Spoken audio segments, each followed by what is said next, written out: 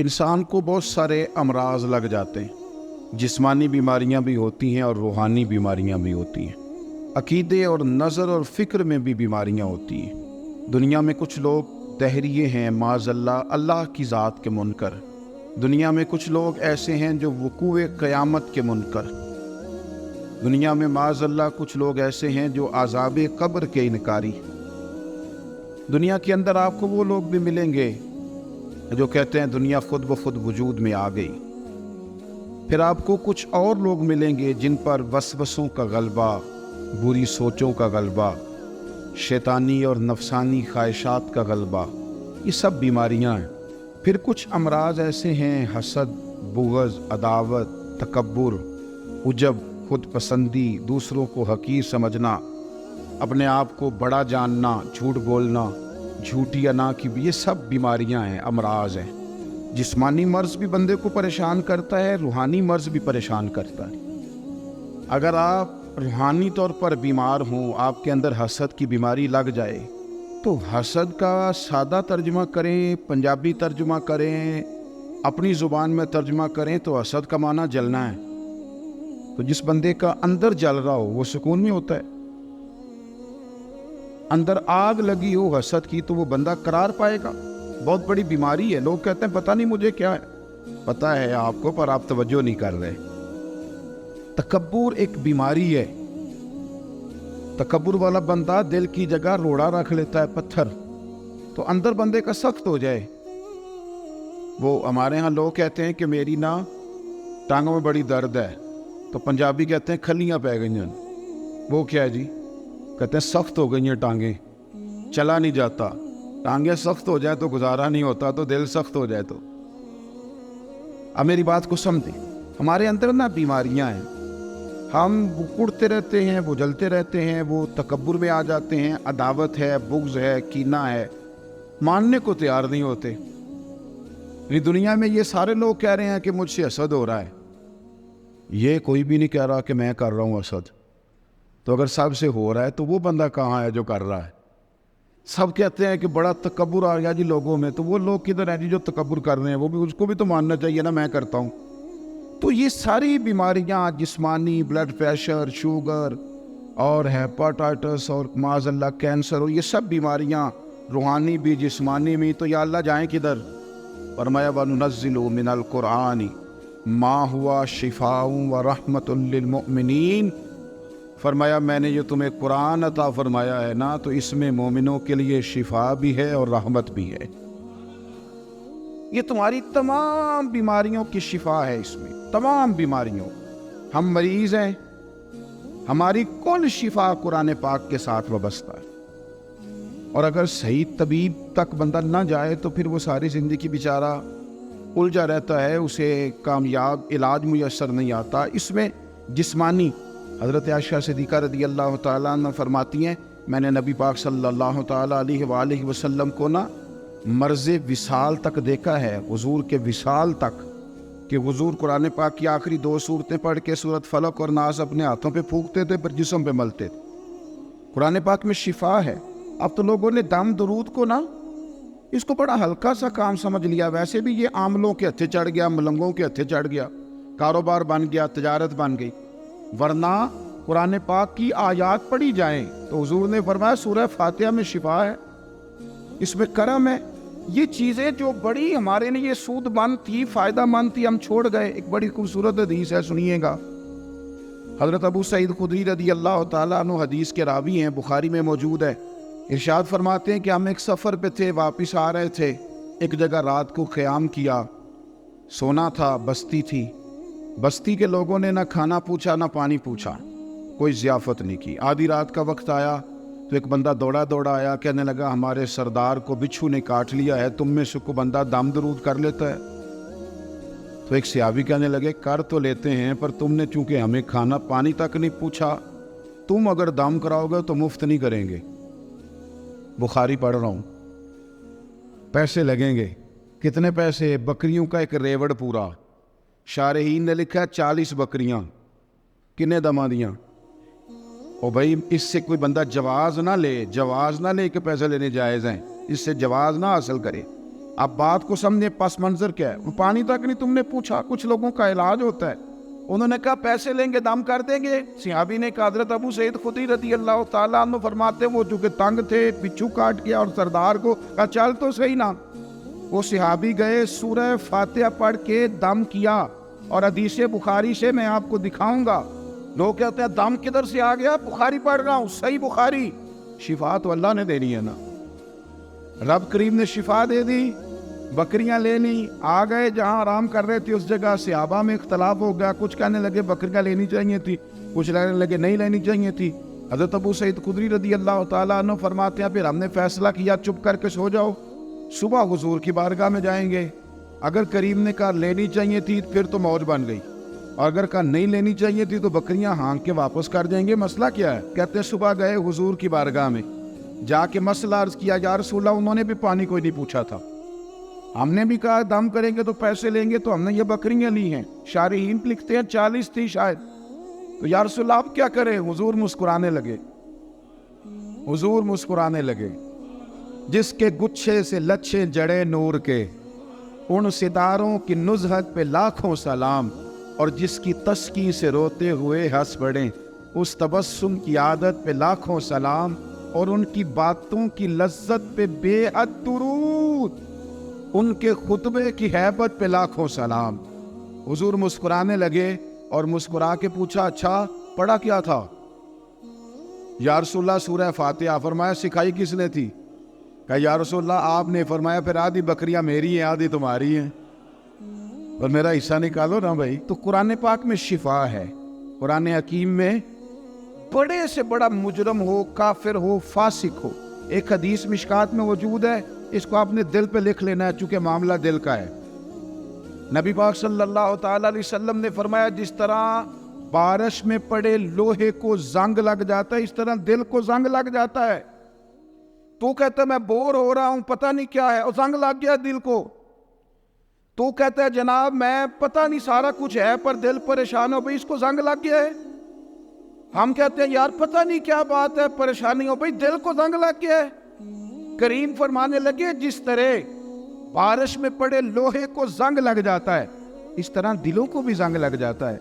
हुजूर दिल को जंग लग जाए तो क्या करें? तो हुजूर फरमाने लगे एक मौत को याद करो और एक कुरान पाक की तिलावत किया करो। कुरान तुम्हें जंग से शिफा दे देगा, इसको पढ़ोगे तो तुम्हें लुत्फ आएगा। और कुरान पाक को ना जब बंदा पढ़ता है ना,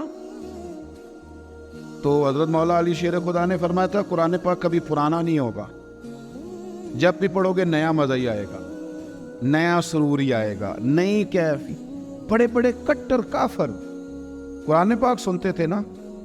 एक दिन उतबा कहने लगा अबू जाल से और दीगर लोगों से कि बड़ी हो गई लड़ाई, बड़ी हो गई बहस, इस तरह करता हूँ मैं जाके ना तो मोहम्मद इब्ने अब्दुल्लाह सल्लल्लाहु, मैं जाके बात करता हूँ हुजूर से। उतबा आ गया, कहने लगा मैं मुज़ाकरात करता हूँ। सब ने कहा चल तू सियाना आदमी है, समझदार है, चला जा।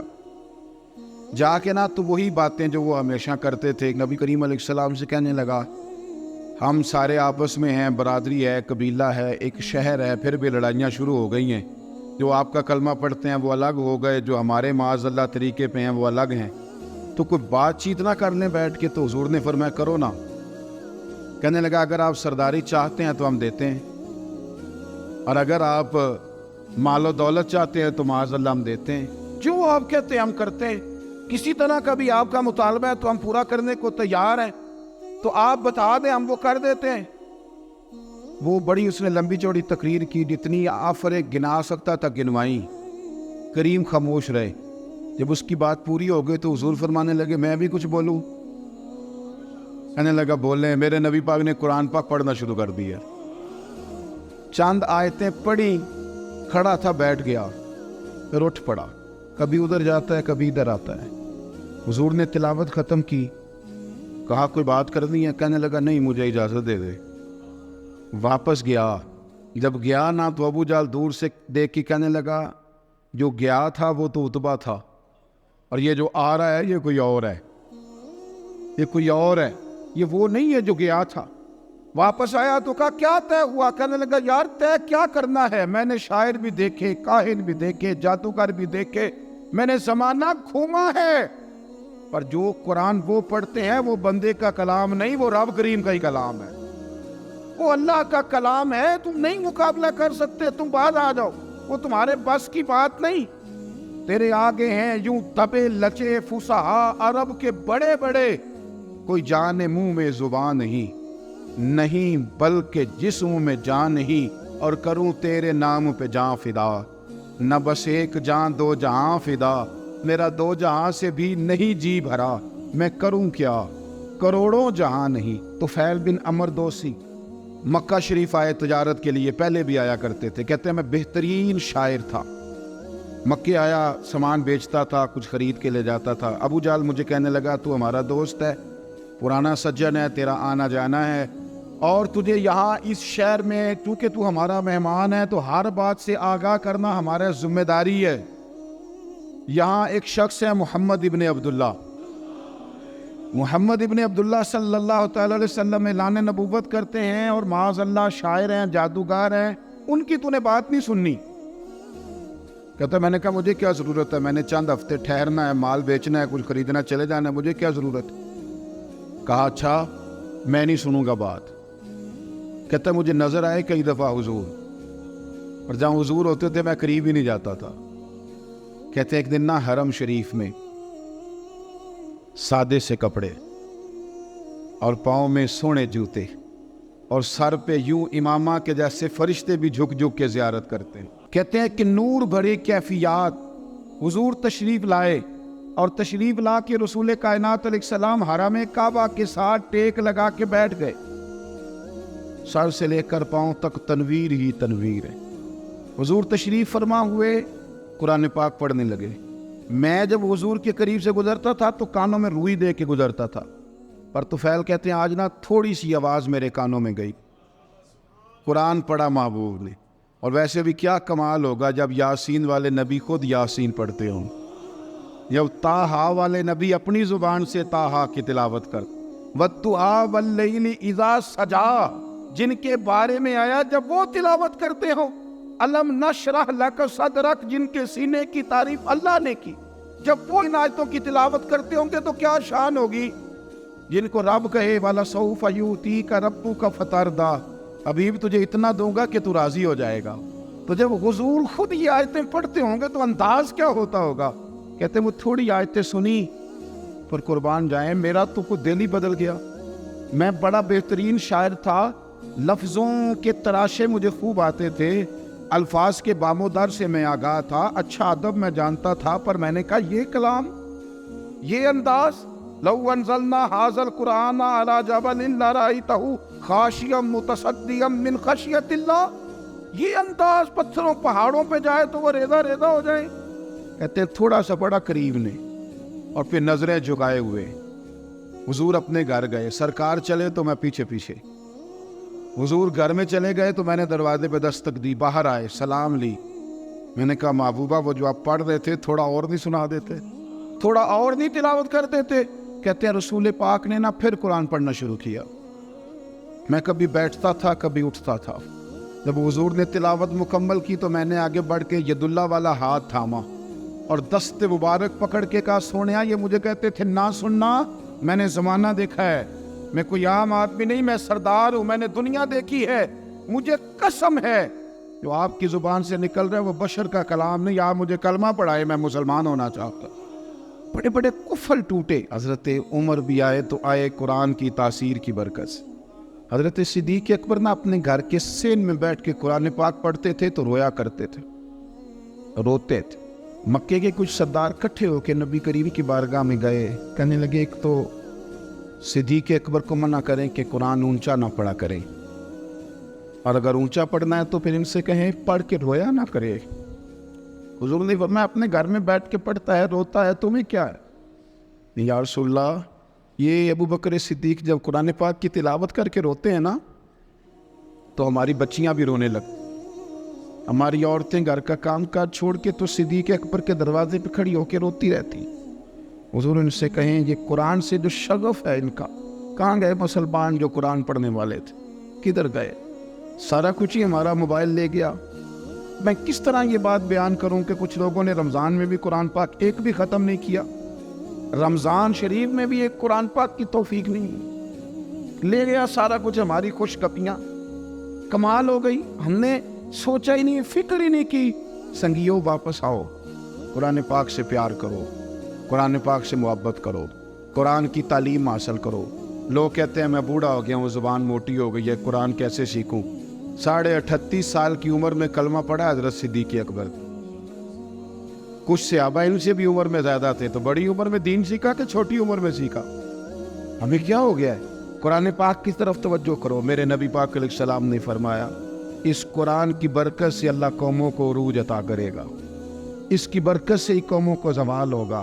حضرت عائشہ صدیقہ کہتی ہیں حضور رات کو نماز کی نیت باندھتے تھے تو ایک ہی آیت پڑھتے تھے، ساری رات ایک ہی آیت پڑھتے رہتے تھے، روتے رہتے تھے، اور جب حضور روتے تھے تو جس طرح ہنڈیا ابلے تو آواز آتی ہے، اس طرح حضور کے سینے سے آواز آتی تھی۔ جبیر بن مطعم کہتے ہیں میں بدر کے قیدیوں کے بارے میں بات کرنے آیا حضور سے، نبی پاک مغرب کی جماعت کرا رہے تھے۔ جب میں مدینے پہنچا تو مسجد نبوی کے باہر کھڑے ہو کے میں نے حضور کی تلاوت سنی۔ فرماتے ہیں بس میں تو بات کرنے آیا تھا نا، تو وہ آیتیں سنی تو مجھے یوں لگا مجھ پہ بجلیاں گر رہی۔ کون ہے جو میرے دل کے کفر اور کفل دھو رہا ہے؟ بس قرآن سنتا گیا اور رب مجھے ایمان کی توفیق عطا فرماتا گیا۔ میں نے کلمہ پڑھ لیا، مسلمان، قرآن ہی ہمارے ہر مسئلے کا حل ہے، میں کیا کروں؟ قرآن پڑھتے ہیں ہمارے ہاں، پر قبروں پہ پڑھا جاتا ہے، پر ختموں پہ۔ کیا قرآن پاک کا یہ حق نہیں تھا کہ وہ شادی والے دن بھی پڑھا جاتا؟ کیا قرآن پاک کا یہ حق نہیں تھا کہ وہ اسمبلی میں بھی پڑھا جاتا؟ قرآن پاک نہ شکایت کر رہا ہے، شکایت کرتا ہے کہ ان لوگوں نے نا مجھے ختموں پہ پڑھا ہے، اسمبلی میں نہیں پڑھا۔ وزیر اعظم کے خطاب سے پہلے تلاوت ہوتی ہے تو یہ تلاوت کے بعد یہ اعلان کیوں نہیں کرتے کہ ہم کریں گے وہ جو قرآن کہے گا؟ صدر کے خطاب سے پہلے تلاوت کراتے ہو تو یہ کیوں نہیں کہتے کہ اب ہوگا وہ جو قرآن کہہ رہا ہے؟ اسمبلی کا اجلاس تلاوت قرآن پاک سے شروع کرتے ہو تو یہ بھی تو کہو نا قرآن کے مطابق فیصلے ہوں گے۔ عدالتوں میں قسمیں اٹھانے کے لیے قرآن دے گیا ہے، اس پہ ہاتھ رکھ کے کہو جو کہوں گا سچ کہوں گا۔ آج کے بعد وکیل بھی ہاتھ رکھے نا قرآن پاک پہ، جج بھی ہاتھ رکھے قرآن پاک، گواہ بھی رکھے، ملزم بھی رکھے، اور مدعی بھی بتائے کہ اس نے پرچہ صحیح درج کرایا ہے، اس نے صحیح درج کرایا ہے، نام صحیح لکھوائے، اور یہ سارے بتائیں جج سے لے کر ملزم تک کہ ہم فیصلہ وہ کریں گے جو قرآن پاک نے ہمیں کہا ہے۔ صرف قسموں کے لیے رہ گیا، 2 صورتیں پڑھنی نہیں آتی اور تم بیچ میں قرآن پاک کو لا کے قسمیں اٹھاتے ہو۔ وہ تاجر جو دکان شروع کرنے سے پہلے تلاوت کراتا ہے، کس لیے کراتا ہے؟ کہ میں تجارت قرآن پاک کے مطابق کراؤں گا، اس لیے کراتا ہے۔ وہ تو کہتا ہے ذرا دکان صحیح چلے، ذرا برکت آ جائے۔ برکت میری تلاوت کرانے سے نہیں آئے گی، قرآن کے مطابق تجارت کر، پھر زیادہ برکت آئے گی۔ قرآن کے مطابق قرآن کے علم کو عام کیا جائے، قرآن کے نور کو عام کیا جائے، قرآن پاک کے ادارے مضبوط کیے جائیں۔